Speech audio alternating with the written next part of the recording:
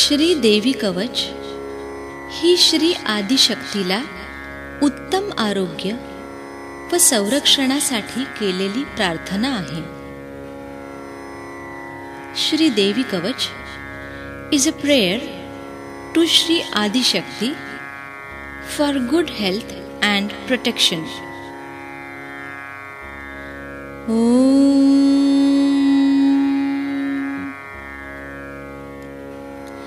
श्री गणेशाय नमः. अस्य श्री देवी कवचस्य ब्रह्मा ऋषिः अनुष्टुप् छन्दः चामुण्डा देवता अङ्गन्यासोक्तमातरो बीजं दिग्बन्धदेवतास्तत्त्वं श्री जगदम्बा प्रीत्यर्थे जपे विनियोगः. ॐ नमश्चण्डिकायै. ॐ मार्कण्डेय उवाच यद्गुह्यं परमं लोके सर्वरक्षाकरं नृणां यन्न कस्यचिदाख्यातं तन्मे ब्रूहि पितामह. ब्रह्मोवाच अस्ति गुह्यतमं विप्र सर्वभूतोपकारकं देव्यास्तु कवचं पुण्यं तच्छृणुष्व महामुने. प्रथमं शैलपुत्रीति द्वितीयं ब्रह्मचारिणी तृतीयं चन्द्रघण्टेति कूष्माण्डेति चतुर्थकम् पंचमं स्कन्दमातेति षष्ठं कात्यायनीति च सप्तमं कालरात्रिश्च महागौरीति चाष्टमम् नवमं सिद्धिदात्री च नवदुर्गाः प्रकीर्तिताः. उक्तान्येतानि नामानि ब्रह्मणैव महात्मना अग्निना दह्यमानस्तु शत्रुमध्ये गतोरणे विषमे दुर्गमे चैव भयार्ताः शरणं गताः न तेषां जायते किञ्चिदशुभं रणसङ्कटे नापदं तस्य पश्यामि शोकदुःखभयं नहि. यैस्तु भक्त्या स्मृता नूनं तेषां सिद्धिप्रजायते.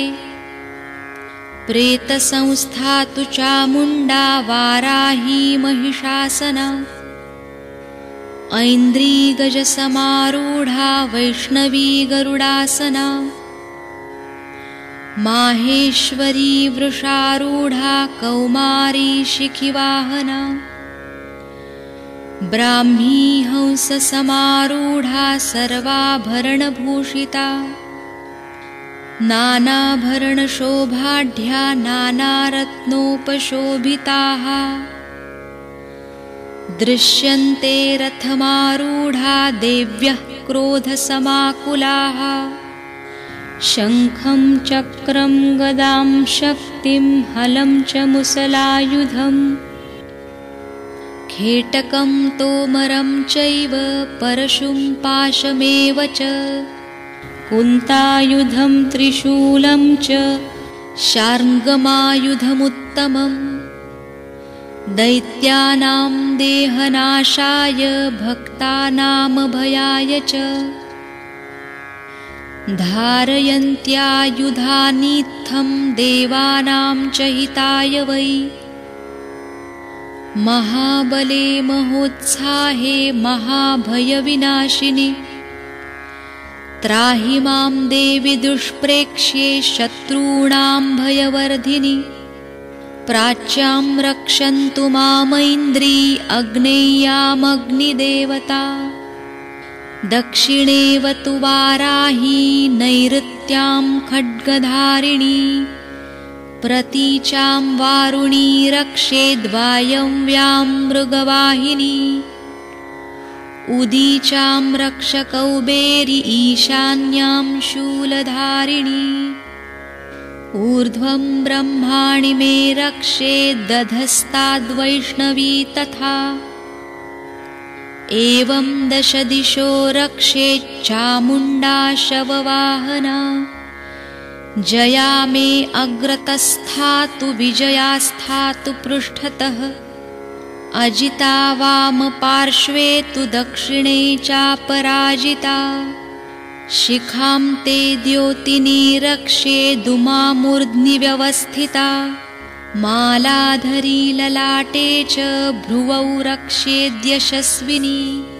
त्रिनेत्रा च भ्रुवोर्मध्ये यमघण्टा च नासिके। शङ्खिनी चक्षुषोर्मध्ये श्रोत्रयोर्द्वारवासिनी। कपोलौ कालिका रक्षेत् कर्णमूले तु शाङ्करी। नासिकायां सुगन्धा च उत्तरोष्ठे च चर्चिका। अधरे चामृतकला जिह्वायां च सरस्वती। दन्तान् रक्षतु कौमारी कण्ठमध्ये तु चण्डिका। घण्टिका चित्रघण्टा च महामाया च तालुके। कामाक्षी चिबुकं रक्षेद्वाचं मे सर्वमङ्गला। ग्रीवायां भद्रकाली च पृष्ठवंशे धनुर्धरी। नीलग्रीवा बहिःकण्ठे नलिका नलकूबरी। खड्गधारिण्युभौ स्कन्धौ बाहुमे वज्रधारिणी। हस्तयोर्दण्डिनी रक्षेदम्बिका चाङ्गुलिस्तथा। नखाञ्छूलेश्वरी रक्षेत् कुक्षौ रक्षेन्नलेश्वरी। स्तनौ रक्षेन्महालक्ष्मीर्मनः शोकविनाशिनी। हृदयं ललिता देवी उदरं शूलधारिणी। नाभौ च कामिनी रक्षेद्गुह्यं गुह्येश्वरी तथा। कट्यां भगवती रक्षेज्जानुनी विन्ध्यवासिनी। भूतनाथा च मेढ्रं मे ऊरू महिपवाहिनी। जङ्घे महाबला प्रोक्ता सर्वकामप्रदायिनी। गुल्फयोर्नारसिंही च पादौ चामिततेजसी। पादाङ्गुलिः श्रीर्मे रक्षेत् पादाधस्तलवासिनी। नखान्द्रंष्टाकराली च केशांश्चैवोर्ध्वकेशिनी। रोमकूपेषु कौबेरी त्वचं वागीश्वरी तथा। रक्तमज्जावसामांसा न्यस्थिमेदांसि पार्वती। अन्त्राणि कालरात्रिश्च पित्तं च मुकुटेश्वरी। पद्मावती पद्मकोशे कफे चूडामणिस्तथा। ज्वालामुखी नखज्वाला अभेद्या सर्वसन्धिषु। शुक्रं ब्रह्माणि मे रक्षेच्छायां छत्रेश्वरी तथा। अहङ्कारं मनोबुद्धिं रक्ष मे धर्मचारिणी। प्राणापानौ तथा व्यानं समानो दानमेव च। यशः कीर्तिं च लक्ष्मीं च सदा रक्षतु वैष्णवी। गोत्रमिन्द्राणी मे रक्षेत् पशून् मे रक्ष चण्डिके। पुत्रान् रक्षेन्महालक्ष्मीर्भार्यां रक्षतु भैरवी। मार्गं क्षेमकरी रक्षेद्विजया सर्वतस्थिता। रक्षाहीनं तु यत्स्थानं वर्जितं कवचेन तु। तत्सर्वं रक्ष मे देवि जयन्ती पापनाशिनी। पदमेकं न गच्छेत्तु यदीच्छेच्छुभमात्मनः। कवचेनावृतो नित्यं यत्र यत्राधिगच्छति। तत्र तत्रार्थलाभाश्च विजयः सार्वकामिकः। यं यं कामयते कामं तं तं प्राप्नोति निश्चितं। परमैश्वर्यमतुलं प्राप्स्यते भूतले पुमान्।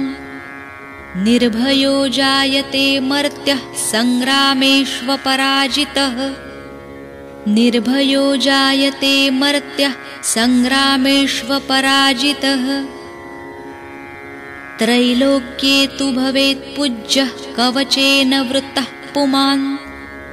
इदं तु देव्यः कवचं देवानामपि दुर्लभम्।